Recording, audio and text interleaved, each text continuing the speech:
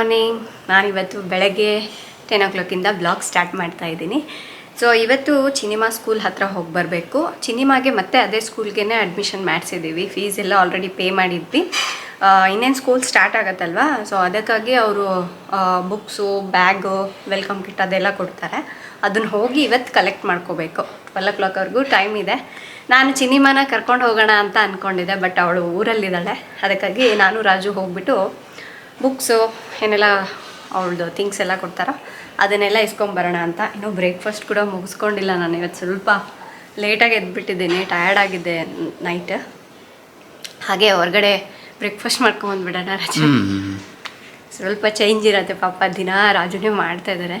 ಅದಕ್ಕೆ ಸೊ ಹೊರಗಡೆ ಹೋಗಿ ಏನಾದರೂ ತಿನ್ಕೊಂಬರೋಣ ಅಂದ್ಕೊಂಡಿದ್ದೀವಿ. ಸರ್ ನಾ ಇನ್ನೇನು ಹೊರಡ್ತೀನಿ, ನಾನು ರೆಡಿ ಆಗಿದ್ದೀನಿ. ಫ್ರೆಂಡ್ಸಿನ ಸ್ಕೂಲ್ ಸ್ಟಾರ್ಟ್ ಆಯಿತು ಅಂದರೆ ನಾನು ಸ್ವಲ್ಪ ಬ್ಯುಸಿ ಜಾಸ್ತಿ ಆಗ್ತೀನಿ. ರಾಜು ಕೂಡ ಅದೇ ರೀತಿಯಾಗಿ ಬ್ಯುಸಿ ಆಗ್ತಾರೆ. ಏಕೆಂದರೆ ಅವಳನ್ನು ಸ್ಕೂಲಿಗೆ ರೆಡಿ ಮಾಡಿ ಕಳಿಸ್ಬೇಕು, ತಿಂಡಿ ತಿನ್ನಿಸ್ಬೇಕು, ತುಂಬಾ ಕೆಲಸ ಇರುತ್ತೆ. ಜೊತೆಗೆ ರಾಜು ಹೋಗಿ ಸ್ಕೂಲಿಗೆ ಬಿಟ್ಟು ಬರೋದು, ಕರ್ಕೊಂಡು ಬರೋದೆಲ್ಲ ಮಾಡಬೇಕಲ್ವ. ಸೊ ಹಾಗಾಗಿ ಸ್ವಲ್ಪ ಟೈಮ್ ಜಾಸ್ತಿನೇ ಹಿಡಿಯತ್ತೆ. ಸ್ಕೂಲಿಂದ ಡ್ರಾಪು ಪಿಕಪ್ ವೆಹಿಕಲ್ ಇರುತ್ತಲ್ವ, ಅದ್ರಲ್ಲಿ ಕಳ್ಸೋಣ ಅಂದರೆ ಅವಳು ಇನ್ನೂ ತುಂಬ ಚಿಕ್ಕವಳು, ಬರೀ 2 ವರ್ಷ 3 ತಿಂಗಳು. ನಮಗೂ ಕಳ್ಸೋಕ್ಕೆ ಮನಸ್ಸಿಲ್ಲ. ಹಾಗಾಗಿ ರಾಜು ನಾನೇ ಬಿಟ್ಟು ಬರ್ತೀನಿ, ಸೊ ನೀನು ಅದ್ರ ಬಗ್ಗೆ ತಲೆ ಕೆಡಿಸ್ಕೋಬೇಡ ಅಂದರು. ನೋಡಿ ಇನ್ನೇನು ಸ್ಕೂಲ್ ಕೂಡ ಬಂತು. ಸ್ವಲ್ಪ ಲೇಟಾಗಿ ಬಂದಿರೋದ್ರಿಂದ ಎಲ್ಲ ಪೇರೆಂಟ್ಸು ತಮ್ಮ ಮಕ್ಕಳು ಬ್ಯಾಗು, ಬುಕ್ಸ್ ಎಲ್ಲ ಕಲೆಕ್ಟ್ ಮಾಡ್ಕೊಂಡು ಹೋಗಿದ್ದಾರೆ ಅಂದ್ಕೊಳ್ತೀನಿ. ಎಲ್ಲ ಮಕ್ಕಳು ಪೇರೆಂಟ್ಸ್ ಜೊತೆ ಬಂದಿದ್ದರು. ನಾನೊಬ್ಬಳೇ ಹೋಗಿ ಅವಳ ಬುಕ್ಸ್ ಎಲ್ಲ ತೊಗೋತಾ ಇದ್ದೀನಿ. ಅಂದರೆ ಹೇಳ್ತಾ ಇದ್ದಾರೆ ಸೊ ಏನೆಲ್ಲ ಇರುತ್ತೆ, ಸೊ ಅವಳ ID ಕಾರ್ಡು, ಅದರ ಡೀಟೇಲ್ಸ್ ಎಲ್ಲ ನಮಗೆ ತಿಳ್ಕೊಬೇಕಲ್ವ. ಹಾಗಾಗಿ ಪ್ರತಿಯೊಂದನ್ನು ಅವರು ಒಬ್ಬೊಬ್ಬರಿಗೆ ಈ ಥರ ಎಕ್ಸ್ಪ್ಲೈನ್ ಮಾಡಿ ಕಳಿಸ್ತಾರೆ. ಪಾಪ ತುಂಬ ಪೇಷನ್ಸ್ ಇರಬೇಕು. ಬ್ಯಾಗಲ್ಲಿ ಏನೆಲ್ಲ ಇದೆ, ಏನೇನು ಬಟ್ಟೆ ಕೊಟ್ಟಿದ್ದಾರೆ, ಏನೇನು ಬುಕ್ಸ್ ಇದೆ, ಸೊ ಅದೆಲ್ಲದನ್ನು ತಿಳಿಸಿದ್ರು. ಮತ್ತು ಸೋಮವಾರ ಯಾವ ಯೂನಿಫಾರ್ಮ್ ಹಾಕಬೇಕು, ಮಂಗಳವಾರ ಯಾವುದು ಹಾಕಬೇಕು, ಅದೆಲ್ಲದನ್ನು ತಿಳ್ಕೊಂಡ್ಬಿಟ್ಟು ಇನ್ನು ಅದಾದಮೇಲೆ ಹೋಗೋ ದಾರಿಯಲ್ಲೇ ತಿಂಡಿ ತಿನ್ಕೊಂಡು ಹೋಗೋಣ ಅಂತ ಅಂದ್ಕೊಂಡಿದ್ವಲ್ವ. ಸೊ ಈಗ ಡೈರೆಕ್ಟಾಗಿ ಹೋಟೆಲ್ಗೆ ಹೋದ್ವಿ. ಸೊ ಇನ್ನೇನು ರೋಟೀನ್. ಹೊರಗಡೆ ಬಂದರೆ ಇಡ್ಲಿ ಸಾಂಬಾರೇ. ನನಗೆ ಇನ್ನೊಂದು ಏನಪ್ಪ ಅಂದರೆ ಈ ಸಾಂಬಾರಿಗೆ ಸ್ವೀಟ್ ಹಾಕ್ಬಿಡ್ತಾರೆ, ನನಗೆ ಇಷ್ಟನೇ ಆಗೋದಿಲ್ಲಪ್ಪ. ಅದು ಒಂದು ಬೇಜಾರು ನನಗೆ. ಆದರೂ ಅನಿವಾರ್ಯ ತಿನ್ನಲೇಬೇಕು ಅಂತ ಹೇಳಿ ತಿಂತಾಯಿದ್ದೀನಿ. ನೋಡಿ ಸಾಂಬಾರಂತೂ ಮುಟ್ತಾನೇ ಇಲ್ಲ. ಚಟ್ನಿ ಜೊತೆಗೆ ತಿಂದೆ. ರಾಜು ಪಕೋಡ ಬೇರೆ ತರಿಸಿದ್ರು. ಏನೋ ತಿಂಡಿ ಮುಗಿಸ್ಕೊಂಡು ಸ್ವಲ್ಪ ಮನೆಗೆ ತರಕಾರಿ ಎಲ್ಲ ಬೇಕಾಗಿತ್ತು, ತರಕಾರಿ ಮತ್ತು ಹಣ್ಣುಗಳು. ಸೊ ಅದನ್ನೆಲ್ಲ ತೊಗೊಂಡು ಈಗ ಡೈರೆಕ್ಟಾಗಿ ಮನೆಗೆ ಹೊರಟಿದ್ದೀವಿ. ಈಗ ನಾನು ರಾಜು ಇಬ್ಬರೇ ಇರೋದ್ರಿಂದ ಒಂದು ಕಡೆ ಚೆನ್ನಾಗಿ ಅನಿಸುತ್ತೆ. ಏನಪ್ಪ ಮತ್ತೆ ಬ್ಯಾಚುಲರ್ಸ್ ಆಗಿಬಿಟ್ಟಿದ್ದೀವ ಅಂತ ಅನಿಸುತ್ತೆ. ಕೆಲವೊಂದು ಸಲ ನೆನೆಸ್ಕೊಳಕ್ಕೆ ಬೇಜಾರಾಗತ್ತೆ. ಅವಳಿದ್ರೆ ತರಲೆ ಎಲ್ಲ ಮಾಡ್ತಾಯಿದ್ಲು, ಚೆನ್ನಾಗಿರ್ತಿತ್ತು. ಅಷ್ಟೇ, ಬರ್ತಾಳೆ ಇನ್ನೇನು. ನೋಡಿ ಇದು ಮನೆ ಹತ್ರ ಡ್ಯಾನ್ಸ್ ಮಾಡ್ತಾಯಿದ್ದೆ ಬಂದುಬಿಟ್ಟು. ಇದು ನೋಡೋಕ್ಕೆ ಎಷ್ಟು ಕ್ಯೂಟಾಗಿ ಸೈಲೆಂಟಾಗಿ ಕಾಣಿಸ್ತಾ ಇದೆಯಲ್ಲ, ಬಟ್ ಹತ್ರ ಬಂದರೆ ಹಿಂಗೆ ಕತ್ತಿರ್ಗಿಸ್ಬಿಟ್ಟು ನೋಡಿಬಿಡುತ್ತೆ, ಭಯನೇ ಆಗುತ್ತೆ. ನಾವು ಈ ಮನೆಗೆ ಬಂದಾಗಿಂದ ಇದು ಜಾಸ್ತಿ ನೋಡ್ತಾ ಇರೋದು. ಯಪ್ಪ ಎವ್ರಿ ಡೇ ಕಾಣುತ್ತೆ. ಫ್ರೆಂಡ್ಸ್, ನಾನು ಈಗ ತಾನೇ ಹೇರ್ ರಿಮೂವಲ್ ಮಾಡ್ಕೊಂಡು ಬಂದೆ. ಈಗ ನೋಡಿ ತುಂಬ ಜನರಿಗೆ ಏನಾಗುತ್ತೆ ಅಂದರೆ ಪದೇ ಪದೇ ಹೇರ್ ರಿಮೂವಲ್ ಮಾಡ್ಕೋಬೇಕು ಅಂದರೆ ಅದು ತುಂಬಾ ಇರಿಟೇಟ್ ಆಗ್ತಾ ಇರುತ್ತೆ. ಸಾಕಷ್ಟು ಜನರಿಗೆ ಈ ತುಟಿ ಭಾಗದಲ್ಲಿ ಅಥವಾ ಮುಖದ ಮೇಲೆ, ಕೈಗಳ ಮೇಲೆ, ಕಾಲ್ಗಳ ಮೇಲೆ ಆ ಸಮಸ್ಯೆಗೆ ನನ್ನ ಹತ್ರ ಒಂದು ಸೊಲ್ಯೂಷನ್ ಇದೆ. ಅದ್ಯಾವುದು ಅಂದರೆ ಇದು ನ್ಯೂಡ್ ಅವರ ನ್ಯಾಚುರಲ್ ಹೇರ್ ಅನ್ಹೆಬಿಟರ್. ಫ್ರೆಂಡ್ಸ್, ಇದು ಒಂದು ಕ್ರೀಮ್. ಇದನ್ನ ನೀವು ಹೇರ್ ರಿಮೂವಲ್ ಮಾಡ್ಕೊತೀರಲ್ವಾ, ಅಥವಾ ಶೇವ್ ಮಾಡ್ಕೋತೀರಾ ಅನ್ಕೊಳ್ಳಿ. ಶೇವ್ ಮಾಡ್ಕೊಂಡಾದ್ಮೇಲೆ ಇದನ್ನ ಹಚ್ಕೋಬೇಕು. ಇದನ್ನ ಹಚ್ಕೊಂಡು ಜಸ್ಟ್ ಏನು ಮಾಯಶ್ಚರೈಸರ್ ಹಚ್ತೀವಲ್ವಾ ಆ ರೀತಿ ಹಚ್ಕೊಂಡ್ರೆ ಬರ್ತಾ ಬರ್ತಾ ಆ ಜಾಗದಲ್ಲಿ ಹೇರ್ ಗ್ರೋತ್ ಅನ್ನೋದು ಪರ್ಮನೆಂಟ್ ಆಗಿ ಕಡಿಮೆ ಆಗ್ತಾ ಬರುತ್ತೆ. ನಾನೀಗ ತೋರಿಸ್ತೀನಿ ಇದನ್ನ ಹೇಗೆ ಬಳಸಬೇಕು ಅಂತ. ನೋಡಿ ಈ ರೀತಿಯಾಗಿ ಕ್ರೀಮ್ನ ತೊಗೊಂಡ್ಬಿಟ್ಟು ನೀವು ಯಾವ ಜಾಗದಲ್ಲಾದರೆ ಹೇರ್ನ ರಿಮೂವ್ ಮಾಡ್ಕೊಂಡಿರ್ತೀರಲ್ವಾ, ಸ್ವಲ್ಪ ಕ್ರೀಮನ್ನು ತಗೊಂಡ್ಬಿಟ್ಟು ಹಚ್ಕೋಬೇಕು. ಈ ಕ್ರೀಮ್ನ ಹಚ್ಕೊಂಡ್ಬಿಟ್ಟು ಮತ್ತೆ ಇದನ್ನ ತೊಳಿಬೇಕಾದ ಅಗತ್ಯ ಇಲ್ಲ. ನಾರ್ಮಲ್ ಆಗಿ ನಾವು ಒಂದು ಕ್ರೀಮನ್ನು ಹೇಗೆ ಬಳಸ್ತೀವಲ್ವಾ ಅದೇ ರೀತಿ ಬಳಸೋದು. ಅಂದರೆ ನೀವು ಹೇರ್ ರಿಮೂವಲ್ ಮಾಡ್ಕೊಂಡ್ಮೇಲೆ 1 ವಾರದವರೆಗೂ ಬೆಳಗ್ಗೆ ಮತ್ತು ಸಾಯಂಕಾಲ ಇದನ್ನು ಹಚ್ತಾ ಬರಬೇಕು. ಸೊ ನೀವು ಈ ರೀತಿ ಹೇರ್ ರಿಮೂವ್ ಮಾಡ್ಕೊಂಡಾಗೆಲ್ಲ ಈ ಕ್ರೀಮನ್ನು ಹಚ್ತಾ ಬಂದರೆ ವಿತಿನ್ 2-3 ಮಂತ್ಸ್ನಲ್ಲೇ ಆ ಜಾಗದಲ್ಲಿ ನ್ಯಾಚುರಲ್ ಆಗಿ ಹೇರ್ ಬೆಳೆಯೋದನ್ನು ಸ್ಟಾಪ್ ಮಾಡುತ್ತೆ. ಇದನ್ನು ನ್ಯಾಚುರಲ್ ಇಂಗ್ರೀಡಿಯೆಂಟ್ನ ಬಳಸಿ ತಯಾರಿಸಲಾಗಿದೆ. ಹಾಗೆ ಇದು ಬಜೆಟ್ ಫ್ರೆಂಡ್ಲಿ ಕೂಡ, ಆರಾಮಾಗಿ ಯಾರು ಬೇಕಾದರೂ ತಗೋಬಹುದು. ನಿಮಗೂ ಕೂಡ ಈ ಪ್ರಾಡಕ್ಟ್ ಬೇಕು ಅಂದರೆ ನಾನು ಕೆಳಗಡೆ ಡಿಸ್ಕ್ರಿಪ್ಷನಲ್ಲಿ ಲಿಂಕ್ ಕೊಟ್ಟಿರ್ತೀನಿ, ನೀವು ಅಲ್ಲಿಂದ ಹೋಗ್ಬಿಟ್ಟು ಬೈ ಮಾಡ್ಕೋಬಹುದು. ಹಾಗೆ ನಿಮಗೆ ಅಮೆಝಾನ್, ಫ್ಲಿಪ್ಕಾರ್ಟ್, ನೈಕಾ ಹಾಗೆ ನ್ಯೂಡ್ ಅವರ ವೆಬ್ಸೈಟ್ನಲ್ಲಿ ಕೂಡ ಈ ಪ್ರಾಡಕ್ಟ್ ಸಿಗುತ್ತೆ. ಬೇಕು ಅಂದರೆ ಒಂದ್ಸಲ ನೀವು ಕೂಡ ಟ್ರೈ ಮಾಡಿ ನೋಡಿ. ಫ್ರೆಂಡ್ಸ್, ಇನ್ನು ಗಾರ್ಡನ್ ಅಂತೂ ಈ ಥರ ಇದೆ.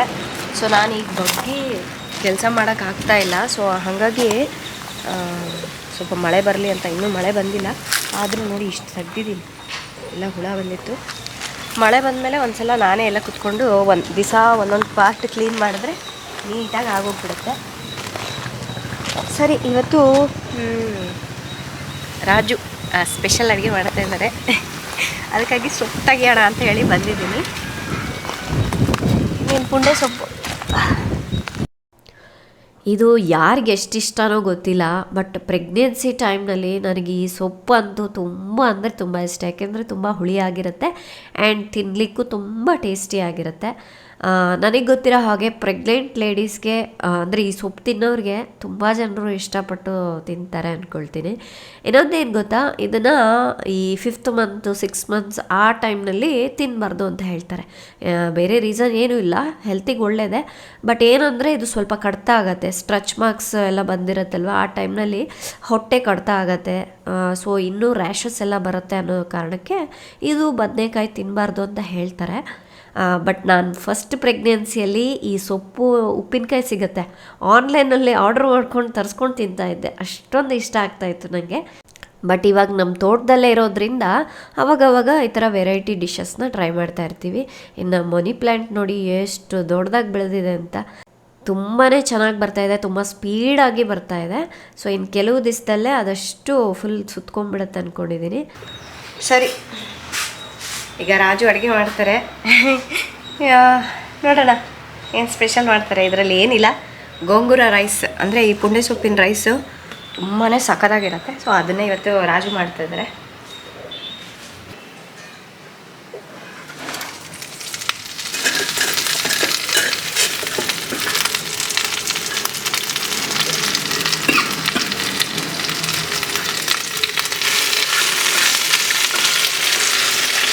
ಫ್ರೆಂಡ್ಸ್, ನನ್ನ ವಿಡಿಯೋ ಹಿಂಗೂ ಹೆಲ್ಪ್ ಆಗತ್ತೆ ಅಂತ ಗೊತ್ತಿರಲಿಲ್ಲ. ನನ್ನ ವ್ಯೂವರ್ಸ್ಗೆ ಹೆಲ್ಪ್ ಆಗುತ್ತೆ ಆ್ಯಂಡ್ ರೆಸಿಪಿ ನೋಡಿ ಮಾಡ್ಕೊಳ್ಳಿಕ್ಕೆ ಅವ್ರಿಗೂ ಅನುಕೂಲ ಆಗುತ್ತೆ ಅಂದ್ಕೊಂಡಿದ್ದೆ. ಸೊ ನಮ್ಮ ರೆಸಿಪಿ ನೋಡಿ ರಾಜು ಅಡುಗೆ ಮಾಡ್ತಾ ಇದ್ದಾರೆ. ಇದ್ರ ಜೊತೆಗೆ ಸ್ವಲ್ಪ ಪುದೀನ ಚಟ್ನಿ ಕೂಡ ಮಾಡ್ತಾರಂತೆ. ಆ್ಯಂಡ್ ರಾಜು ನಾನು ಹೇಳೋದಕ್ಕಿಂತ ನಿನ್ನ ವೀಡಿಯೋ ಇದೆಲ್ಲ, ನಿಂಗೆ ಯಾವ ರೆಸಿಪಿ ಬೇಕು ಹೇಳು, ಆ ರೆಸಿಪಿ ಮಾಡಿಕೊಡ್ತೀನಿ ವಿಡಿಯೋ ನೋಡಿಕೊಂಡು ಅಂತ ಹೇಳಿ ಮಾಡ್ತಾಯಿದ್ದಾರೆ. ನೋಡೋಣ ಫೈನಲಾಗಿ ಹೇಗಾಗತ್ತೆ ಅಂತ. ನನಗೆ ಅಲ್ಲಿ ನಿಂತ್ಕೊಂಡು ಸ್ಮೆಲ್ ಕೂಡ ತೊಗೊಳಕ್ಕಾಗಲ್ಲ ಅಂಥೇಳಿ ರಾಜುನೇ ಅಡುಗೆ ಮಾಡೋದ್ರ ಜೊತೆಗೆ ಅದನ್ನು ವಿಡಿಯೋ ಮಾಡ್ತಾಯಿದ್ದಾರೆ ನೋಡಿ, ಪಾಪ. ಫೈನಲಾಗಿ ಪುಂಡೆ ಸೊಪ್ಪಿನ ಪುಳಿಯೋಗರೆ ಅಂತೂ ರೆಡಿ ಮಾಡಿದ್ದಾರೆ. ಸೊ ಇದು ತಿಂದಾದ್ಮೇಲೆ ನಾನು ಒಂದು ಚಿಕ್ಕ ಕಪ್ನಷ್ಟು ಮೊಸರು ಕೂಡ ತಿಂತೀನಿ.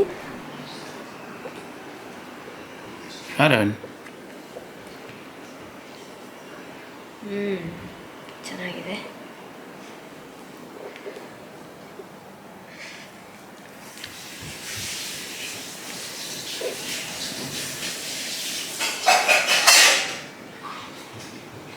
ಸೂಪರ್. ಖಾರ ಆಗಿದೆಯಲ್ಲ, ಸ್ವಲ್ಪ ಚೆನ್ನಾಗಿದೆ, ಹುಳಿ ಕರೆಕ್ಟ್ ಆಗಿದೆ. ಏನು ನಾನು ಮಾಡ್ದಂಗೆ ಇದೆ. ಹೌದಾ, ನಿಂದ ವಿಡಿಯೋ ನೋಟ್ ಮಾಡಿ. ಆದರೂ ಸ್ವಲ್ಪ ಏನಾದರೂ ಚೇಂಜ್ ಆಗತ್ತಲ್ಲ, ಚೆನ್ನಾಗಿದೆ. ಸೂಪರ್. ಗೋಡಂಬಿ ಇನ್ನೂ ಸ್ವಲ್ಪ ರೋಸ್ಟ್ ಆಗಬೇಕಿತ್ತು. Thank you. ಇನ್ನು ಚಿನಿಮಾಗೆ ನಾವು ರಿಂಗ್ ಟೈಪ್ ಇಯರಿಂಗ್ಸ್ ಹಾಕಿದ್ವಲ್ವಾ, ಅದು ಡ್ರೆಸ್ಗೆ ಅದಕ್ಕೆ ಇದಕ್ಕೆ ಎಳ್ಕೊಂಡಾಗ ಜಗ್ತಾ ಇತ್ತು. ನಾನು ಅವಳನ್ನ ಇಲ್ಲಿ ಶಾಪಿಗೆ ಕರ್ಕೊಂಡೋಗಿ ಬೇರೆದು ಹಾಕ್ಸೋಣ ಅಂದರೆ 2 ಸಲ ನನಗೆ ಚೆನ್ನಾಗಿ ಎಕ್ಸ್ಪೀರಿಯನ್ಸ್ ಆಗಿದೆ. ಅವಳನ್ನ ಕರ್ಕೊಂಡು ಹೋದರೆ ಮಹಾರಾಧ ಅಂತಲೇ ಮಾಡಿಬಿಡ್ತಾಯಿದ್ಲು, ಭಯ ಆಗ್ತಾಯಿತ್ತು. ಬಟ್ ಇಲ್ಲಿ ನೋಡಿ ನಾನು ಎಕ್ಸ್ಪೆಕ್ಟೇ ಮಾಡಿರಲಿಲ್ಲ ಇವಳು ಇಷ್ಟು ನೀಟಾಗಿ ಹಾಕ್ಸ್ಕೊತಾಳೆ ಅಂದಿದ್ರೆ ನಾನು ಯಾವಾಗೂ ಹಾಕ್ಸ್ಬಿಡೋಳು. ನೋಡಿ ಇದನ್ನು ಅದು ಹಾಕಿಬಿಟ್ಟು ಸುತ್ತಾರಂತೆ. ನನಗೆ ಅದನ್ನು ಮಾಡ್ಸೋಕ್ಕೆ ಧೈರ್ಯ ಇಲ್ಲದೇ ಇಷ್ಟು ದಿವಸ ಸುಮ್ಮನೆ ಇದ್ದೆ. ಅವಳು ನೋಡಿ ಎಷ್ಟು ಚೆನ್ನಾಗಿ ಕೂತ್ಕೊಂಡಿದ್ದಾಳೆ. ಮನೇಲಂದ್ರೆ ನಾನು ಸ್ವಲ್ಪ ಅದೇನಾದರೂ ಬಿಚ್ಕೊಂಡಾಗ ಹಾಕ್ತೀನಿ ಅಂದರೆ ಅಪ್ಪ ಒಂದು 2 ಅವರ್ಸ್ ಬೇಕು ನನಗೆ ಅದು ಹಾಕಲಿಕ್ಕೆ, ಅಷ್ಟೊಂದು ಕಷ್ಟ ಆಗ್ತಾಯಿತ್ತು. ಬಟ್ ಇಲ್ಲಿ ತುಟುಕ್ ಪಿಟುಕ್ ಅಂತ ಇಲ್ವಲ್ಲ, ನನಗೆ ಅದೇ ಶಾಕ್ ಆಗ್ತಾ ಇರೋದು. ನಾನು ಹೇಳಿದ್ದೆ ಹೆಂಗಾದರೂ ಆಗಲಿ ನೀನು ಒಬ್ಬಳೇ ಕರ್ಕೊಂಡು ಹೋಗ್ಬೇಡ, ಅವಳನ್ನ ತಮ್ಮನ್ನ ಕೂಡ ಕರ್ಕೊಂಡು ಹೋಗು, ಇಬ್ಬರು ಹಿಡ್ಕೊಳಕ್ಕೆ ಬರುತ್ತೆ ಅಂತ ಹೇಳಿದ್ದೆ. ನಮ್ಮ ಅಮ್ಮನೇ ಆರಾಮಾಗಿ ಕೂರಿಸ್ಬಿಟ್ಟು ಹಾಕ್ತಾಯಿದ್ದಾರೆ ನೋಡಿ. ಅಲ್ಲ ಸಿನಿಮಾ ನಾನು ನೋಡ್ಬಿಟ್ಟು ಹಂಗೆ ಮಾಡ್ತಾಳೋ ಏನು ಕತೆನೋ ಗೊತ್ತಿಲ್ಲ. ಜೊತೆಗೆ ನೀವು ಹೇಳ್ತಾ ಇದ್ರಿ ಚೇಂಜ್ ಮಾಡಿಸಿ ಅದು ರಿಂಗ್ ಜಗ್ ಬಿಡತ್ತೆ ಅಂಥೇಳಿ. ನಾನು ಇದೊಂದು ರೀಸನ್ಗೆ ಅವಳಿಗೆ ಚೇಂಜ್ ಮಾಡಿರಲಿಲ್ಲ. ಈಗ ಹೇಗೆ ಕಾಣಿಸ್ತಾ ಇದ್ದಾಳೆ ಸಿನಿಮಾ ಅನ್ನೋದನ್ನು ಕಾಮೆಂಟ್ ಮಾಡಿ ತಿಳಿಸಿ. ಅಪ್ಪ ಸೈಲೆಂಟಾಗಿ ಕುತ್ಕೊಂಡು ಹಾಕ್ಸ್ಕೊಂಡ್ಬಿಟ್ಟು ಥ್ಯಾಂಕ್ ಯು ಅಂಕಲ್ ಅಂತ ಹೇಳಿ ಬಂದ್ಲಂತೆ. ಫ್ರೆಂಡ್ಸ್, ಸಿನಿಮಾಗೆ ಇವತ್ತು ಇದಿಷ್ಟು ಕೊಟ್ಟಿದ್ದಾರೆ ನೋಡಿ. ಏನಿದೆ ಏನೋ ನೋಡಿಲ್ಲ ನಾನು, ಬಟ್ ಓಪನ್ ಮಾಡಿ. ಸೊ ಲಾಸ್ಟ್ ಇಯರ್ದು ಒಂದು ಬ್ಯಾಗ್ ಇದೆ, ಈ ಇಯರ್ ಮತ್ತೆ ಇನ್ನೊಂದು ಬ್ಯಾಗು, ಎರಡೆರಡು ಬ್ಯಾಗು.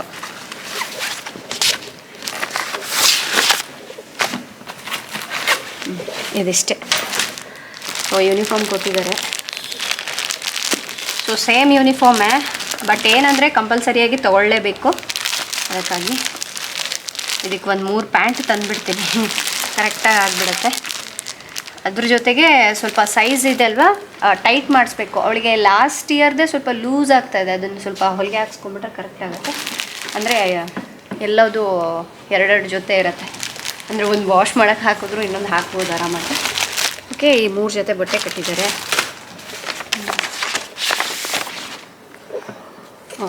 ಇನ್ನು ಇದು ಬಂದುಬಿಟ್ಟು, ಸೊ ಇದಕ್ಕೆ ಸ್ಟಿಕ್ಕರ್ಸ್ ಇರುತ್ತೆ, ಸೊ ಅದನ್ನು ಹಚ್ಬೇಕಿಲ್ಲಿ. ಬ್ಯೂಟಿಫುಲ್, ಹ್ಯಾಪಿ, ಅದನ್ನು ಹೇಳ್ಕೊಡೋದು ಮಕ್ಕಳಿಗೆ. ಇದೊಂದು ಐಡೆಂಟಿ ಕಾರ್ಡು, ಒಂದು cap. Last time ID card ಕೊಟ್ಟಿದ್ದಿಲ್ಲಲ್ವಾ? ಕೊಟ್ಟಿದ್ರು, ಇದೆ ID ಕಾರ್ಡ್ ಇದೆ, ಬಟ್ ಅವರು ಬೇಡ ಅಂತ ಹೇಳಿದರು, ಹಾಗೆ ಇಟ್ಟು ಕಳಿಸಿ ಬ್ಯಾಗಲ್ಲಿ ಅಂತ. ತುಂಬ ದೊಡ್ಡದಿದೆ ಇದು. ಆ್ಯಂಡ್ ಇದು parents manual. So every time ನಾವು ಮಗುನ ಕರ್ಕೊಂಬರ್ತೀವಲ್ವ, ಸೊ ಆವಾಗ ಇದನ್ನು ತೋರಿಸ್ಬೇಕು. ಇದಕ್ಕಿನ್ನೂ ಫೋಟೋ ಎಲ್ಲ ಅಂಟಿಸ್ಬೇಕು. ಫೋಟೋ ಅಂಟಿಸ್ಬೇಕಂದ್ರೆ ಸಿನಿಮಾ ಊರಿಂದ ಬಂದಮೇಲೆ ಫೋಟೋ ತೆಗ್ಸಿ ಅಲ್ಲಿ 1-2 ಫೋಟೋ ಕೊಡಬೇಕು ಅಂತೆ. ಆ್ಯಂಡ್ ಇದಕ್ಕೊಂದು ಫೋಟೋ ಹಚ್ಚಬೇಕು, ಮತ್ತು ಐಡೆಂಟಿ ಕಾರ್ಡಿಗಿದೆಲ್ಲ ಇದಕ್ಕೊಂದು ಫೋಟೋ ಹಾಕಬೇಕು. ಒಟ್ಟಿನಲ್ಲಿ 4 ಫೋಟೋ. ಸರಿನಾ? ಇದಿಷ್ಟು. ಆ್ಯಂಡ್ ಈ ಬಾಕ್ಸಲ್ಲಿ ಏನಿದೆ ನೋಡಿ, ಓಹೋ ಏನೇನೋ ಕೊಟ್ಟಿದ್ದಾರಪ್ಪ. ಇದು ಸ್ಯಾಂಡ್ ಕಿಟ್ಟಾ? ಸ್ಯಾಂಡ್ ಕಿಟ್ಟು, ಮರಳು. ಅಯ್ಯೋ, ಆಡ್ಕೋಬೋದಾ? ಆಟ ಆಡೋಕೆ ಏನೋ ನೋಡೋಣ, ನಾನು ನೋಡಿಲ್ಲ. ಓ, ಆಟ ಆಡೋದು. ಏನೇನೋ ಟಾಯ್ಸ್ ಎಲ್ಲ ಇಟ್ಟಿದ್ದಾರೆ ಇದ್ರೊಳಗೆ ನೋಡ ಅಲ್ಲ. ಅಲ್ಲಿ ಮೇಲ್ಗಡೆ ಬರೆದಿದ್ದಾರೆ ನೋಡಿ, ಸ್ಯಾಂಡ್ ಕಿಟ್ ಅಂತ. ನಾನು ನೋಡೋಣ ಒಳಗೆ ಅಂತ. ಒಂಥರ ಇದೆ ಇದು.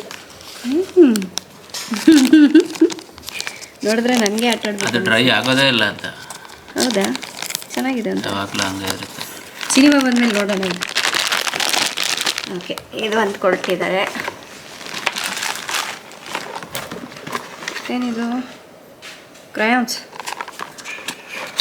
ಸೊ ಕ್ರಯಾನ್ಸ್, ನಾನಂತೂ ಈ ಥರ ಚಿಕ್ಕ ಚಿಕ್ಕ ಪೆನ್ಸಿಲ್ ಟೈಪ್ ಬರುತ್ತಲ್ವ, ಅದನ್ನು ನೋಡಿದ್ದೆ. ಬಟ್ ಇದೇನಿದು ಒಂಥರ ಡಿಫ್ರೆಂಟ್ ಇದೆ. ಬಾಲ್ಸ್. ಎಷ್ಟು ಇದೆ, ವೆಯ್ಟ್ ಇದೆ ಗೊತ್ತಾ ಇದು? ನಾನೇ ಬರೆದೆ. ಪೇಂಟ್ ಮಾಡೋಕ್ಕೆ ಚೆನ್ನಾಗಿದೆ. ಚೆನ್ನಾಗಿದೆ, ಸಿನಿಮಾಗೆ ಇಷ್ಟ ಆಗುತ್ತೆ ಇದೆಲ್ಲ. ಇನ್ನು ಕೆಲವೊಂದು ಬುಕ್ಸ್ ಎಲ್ಲ ಅದು ಹೋಮ್ವರ್ಕ್ ಕೊಡ್ತಾರಲ್ವ, ಅದು ಮುಗಿಸ್ಬಿಟ್ಟು ನೆಕ್ಸ್ಟ್ ಡೇನೇ ಕೊಟ್ಟು ಕಳಿಸ್ಬೇಕಂತೆ. ಇದು ಕಲರ್ ಮಾಡೋದು. ಈ ಥರ ಅದು ಏನೇ ಇದೇನಿಗೆ ಕೊಟ್ಟಿದ್ದಾರೋ ಗೊತ್ತಿಲ್ಲ. ಇದಿಷ್ಟು ಕೊಟ್ಟಿರೋದು ಅವಳಿಗೆ ಬುಕ್ಸು.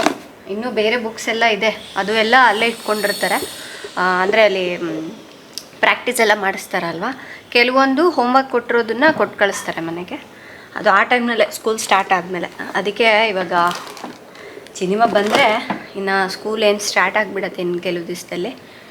3-4 ಡೇಸ್ ಅನ್ಕೊತೀನಿ ಸ್ಟಾರ್ಟ್ ಆಗುತ್ತೆ. ಆಮೇಲೆ ಸಿನಿಮಾ ಸ್ಕೂಲ್ಗೆ ಹೋಗೋದು ಸ್ಟಾರ್ಟ್ ಆಗುತ್ತೆ. ನೋಡ್ಬೇಕು ಅವಳು ಏನು ಮಾಡ್ತಾಳೋ, ಹೋಗ್ತಾಳೋ ಇಲ್ಲೋ.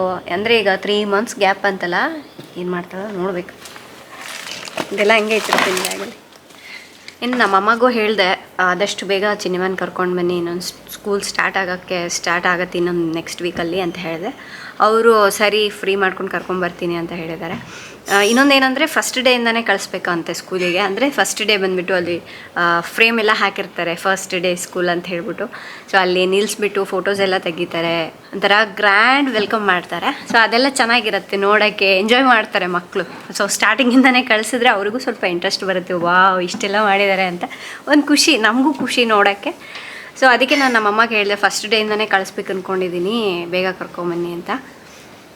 ಅದಕ್ಕೆ ಆಯಿತು ಕರ್ಕೊಂಬರ್ತೀನಿ ಅಂತ ಹೇಳಿದ್ದಾರೆ. ಇನ್ನೂ ಟೈಮ್ ಇದೆ, ಅಷ್ಟರೊಳಗಡೆ ಬರ್ತೀನಿ, ಒನ್ ಡೇ ಬಿಫೋರ್ ಬರ್ತೀನಿ ಅಂದಿದ್ದಾರೆ. ಸರಿ ಅಂತ ಹೇಳಿದ್ವಿ. ಸೊ ಇಷ್ಟೇ ಫ್ರೆಂಡ್ಸ್ ಇವತ್ತಿನ ಬ್ಲಾಗ್. ಸೊ ಈಗ ಸ್ವಲ್ಪ ಹೊರಗಡೆ ವಾಕಿಂಗ್ ಹೋಗ್ಬೇಕು ಅಂದ್ಕೊಂಡಿದ್ದೀನಿ, ಇನ್ನೊಂದು ಹಾಫ್ ಆನ್ ಅವರ್ ಬಿಟ್ಬಿಟ್ಟು. ಹಾಗಾಗಿ ಸ್ವಲ್ಪ ಪಾತ್ರೆ ಎಲ್ಲ ಇದೆ, ಅದನ್ನೆಲ್ಲ ಕ್ಲೀನ್ ಮಾಡಿಕೊಂಡು ಹೊರಗಡೆ ವಾಕಿಂಗ್ ಹೋಗಿ ಬರ್ತೀವಿ. ಸೊ ಇವತ್ತಿನ ಬ್ಲಾಗ್ ಇಷ್ಟ ಆದರೆ ತಮ್ಮೆಲ್ಲರಿಗೆ ಪ್ಲೀಸ್ ಒಂದು ಲೈಕ್ನ ಕೊಡಿ, ನಿಮ್ಮ ಫ್ರೆಂಡ್ಸ್ಗೆ ಫ್ಯಾಮಿಲಿ ಮೆಂಬರ್ಸ್ಗೆ ಈ ಬ್ಲಾಗ್ನ ತಪ್ಪದೆ ಶೇರ್ ಮಾಡಿ. ನಾಳೆ ಇನ್ನೊಂದು ಹೊಸ ಬ್ಲಾಗ್ನೊಂದಿಗೆ ಮತ್ತೆ ಸಿಗೋಣ. ಅಲ್ಲಿವರೆಗೂ ಟೇಕ್ ಕೇರ್, ಬಾಯ್.